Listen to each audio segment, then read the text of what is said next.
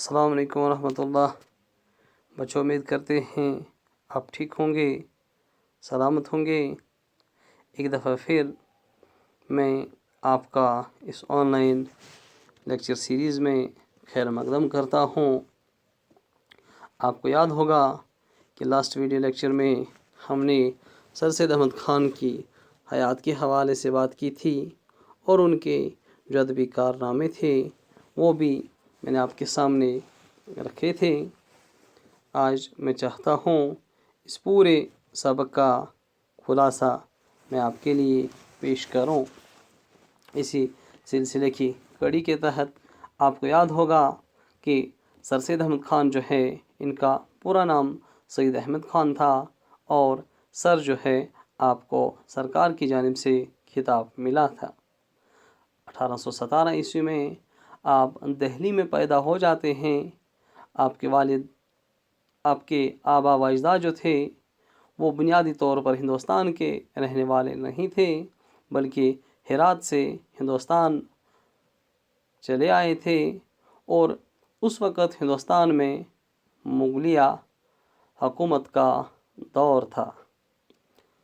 سر سید کے جو آبا و اجداد تھے وہ اپنی ذہانت اور قابلیت کی بنا پر مغلیہ دربار کے ساتھ وابستہ ہو جاتے ہیں اور یہاں اعلیٰ مناصب پر فائز ہو جاتے ہیں۔ سر سید احمد خان بچپن میں ہی تھے کہ ان کا والد صاحب جو ہے اس دنیا سے ان کے والد صاحب اس دنیا سے انتقال کر کے چلے جاتے ہیں۔ یوں سر سید کی تعلیم و تربیت کی ذمہ داری کا بوجھ ان کی والدہ محترمہ کے سر آ جاتا ہے۔ آپ کی والدہ محترمہ جو تھی وہ ایک نیک، پاک دامن، صالحہ، سمجھدار اور خدا ترس خاتون ہوتی ہے۔ سر سید احمد خان بچپن سے ہی کافی ذہین تھے۔ 1838 عیسوی میں وہ عدالت میں صدر امی کی حیثیت سے مقرر ہو جاتے ہیں، یعنی کہ انہیں ملازمت مل جاتی ہے۔ کچھ ہی عرصے کے بعد اپنی ذہانت اور قابلیت کے بل بوتے پر سر سید احمد خان جج کے ممتاز اور اعلیٰ عہدے پہ فائز ہو جاتے ہیں۔ دوران منصف عہد کے سر سید احمد خان ایک دلچسپ اور پرمغز کتاب آثار الصنادید کے نام سے تصنیف کرتے ہیں۔ اسی عرصے میں یعنی 1857 عیسوی میں ہندوستان کی پہلی جنگ آزادی، یا جسے انڈین ہسٹری میں ہم ریولٹ آف 1857 یا پھر غدر کے زمانے سے یاد کرتے ہیں، ان دنوں انہوں نے انسانیت کے ناطے کچھ انگریز افسروں کی بچوں اور کچھ انگریز عورتوں کی جان بچائی۔ اس کے کچھ ہی عرصے بعد سر سید احمد خان ایک اور کتاب منص شہوت پہ لے آ جاتے ہیں جس کا نام ہوتا ہے سرکشی بجنور۔ سر سید احمد خان یہاں انگریزی تعلیم و تربیت کے لیے مراد آباد میں ایک اسکول کھول لیتے ہیں۔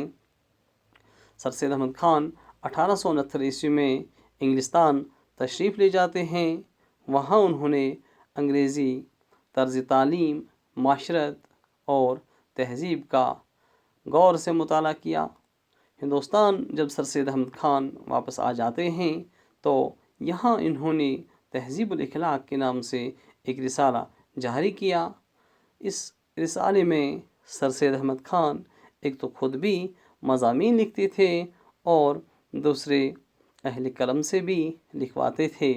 چنانچہ یہ مضامین اکثر 3 موضوعات کے ارد گرد گھوما کرتے تھے جس میں مذہب، اخلاق اور معاشرت سرفہرست تھے۔ سر سید احمد خان کا اس رسالے کو شائع کرنے کا سب سے بڑا مقصد جو تھا وہ یہ کہ ہندوستانی مسلمانوں کے جو مذہبی عقائد ہیں اور اخلاق و عادات جو ہیں ان کی اصلاح ہونی چاہیے۔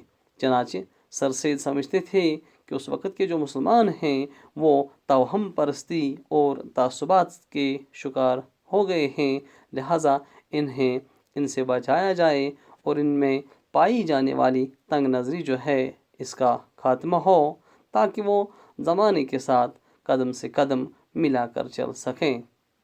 تنگ نظر علماء اور جاہل آپ کی اس کاوش کو ادنا قرار دیتے ہیں، یہاں تک کہ آپ کے خلاف پورا زور لگا دیا جاتا ہے۔ حد یہ ہے کہ آپ کو جوتوں کی مالا تک پہنائی جاتی ہے اور کافر بھی قرار دیا گیا۔ چنانچہ سر سید احمد خان اپنے ہمت اور حوصلے کے ساتھ ساتھ اپنے مشن کو جاری رکھتے ہیں۔ آہستہ آہستہ ان کے لیے پائی جانے والی نفرت کے بادل جو ہے چھٹ جاتے ہیں اور بہت سارے دور اندیش اور دانا لوگ جو ہے آپ کی تحریک میں شامل ہو جاتے ہیں۔ 1876 عیسوی میں سر سید ملازمت سے سبکدوش ہو جاتے ہیں، یعنی ریٹائر ہو جاتے ہیں، اور اگلے ہی سال یعنی 1877 عیسوی میں آپ علی گڑھ میں ایک کالج بنامی اینگلو عربک اورینٹل کالج کے نام سے کھولتے ہیں۔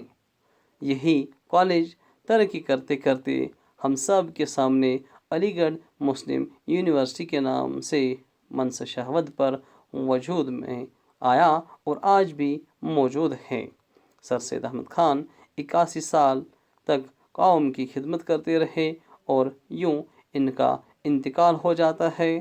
سر سید احمد خان اپنے محبوب کالج کے احاطے یعنی کہ علی گڑھ کالج کے احاطے میں دفنائے جاتے ہیں۔ ہندوستانی مسلمانوں کی ترقی، تعمیر اور تجدید کے لیے سر سید نے جو کام کیا وہ سنہری حروف میں لکھے جانے کے قابل ہے۔ سر سید ہندوستانی مسلمانوں کو اقتصادی، سیاسی، معاشی اور معاشرتی و تعلیمی پستی کے دلدل سے نکالنا چاہتے تھے اور انہیں ترقی کی نئی منزلوں سے ہمکنار کرنا چاہتے تھے۔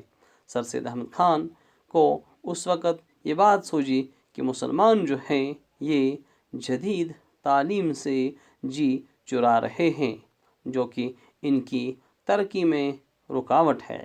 چنانچہ مسلمانوں کو انگریزی تعلیم کی جانب راغب کرنے کے لیے سر سید کے ہاتھ جو بھی موقع آ جاتا ہے اسے احسن طریقے سے استعمال کرتے ہیں۔ سر سید احمد خان ایک مسلح ہونے کے ساتھ ساتھ ایک بلند پایہ انشا پرداز تھے، یعنی سر سید کو زبان و قلم پر یکساں قدرت حاصل تھی۔ سر سید کی جو ذوری عبارت ہوا کرتی تھی وہ سادہ، سلیس، رواں اور آسان تھی۔ سر سید نے ہر موضوع پر لکھا اور یہ ثابت کر دیا کہ اردو زبان میں ہر قسم کے مضامین لکھے جا سکتے ہیں۔ ان کی ہی کاوشوں اور کوششوں سے اردو کو سرکاری زبان کا درجہ مل جاتا ہے۔ سر سید احمد خان ایک تو خود بھی کام کرتے تھے اور دوسروں سے بھی کام لینا جانتے تھے۔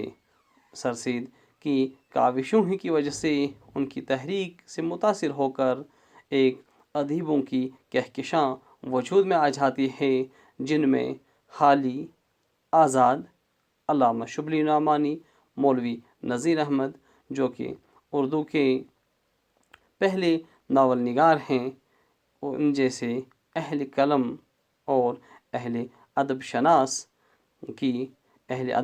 و اہل قلم معرض وجود میں آ جاتے ہیں۔ سر سید نے اردو ادب کو بام عروج تک پہنچایا۔ سر سید جدید اردو نثر اور اردو صحافت کے بانی تسلیم کیے جاتے ہیں۔ جب بھی اردو زبان، اردو ادب کی تحریک کا ذکر کیا جائے تو یہاں سر سید کا نام سر فہرست ہوگا، اور ساتھ میں سر سید احمد خان نے جو خدمات قوم کے لیے انجام دی وہ اپنی مثال آپ ہیں۔